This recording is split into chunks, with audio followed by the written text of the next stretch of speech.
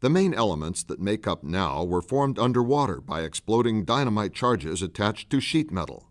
At the time of the 1965 Sculpture Symposium, the North American Aviation Corporation was conducting experiments at its high-energy forming facilities in the shaping of metal without forming dies.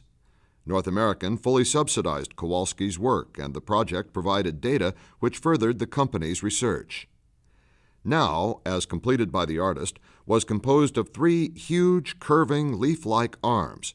A concave disc was set in the center of this configuration, and a large reflector mounted on a surplus radar turret was placed outside the grouping.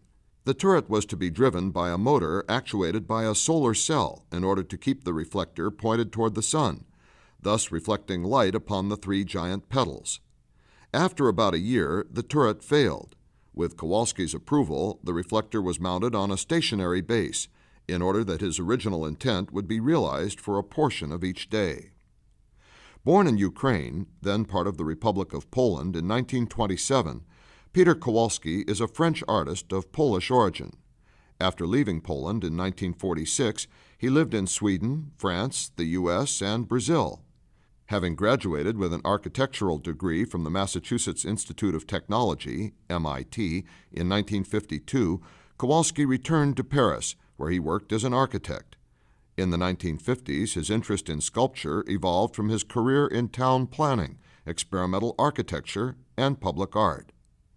In 1968, Kowalski represented France at the 34th Venice Biennale.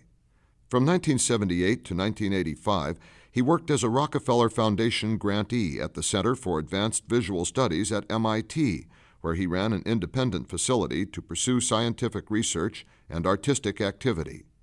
Since the 1970s, he's been involved in numerous open-air projects, town planning arrangements, and monumental sculptures located in urban areas of France, Austria, Switzerland, the U.S., Denmark, Germany, and Japan.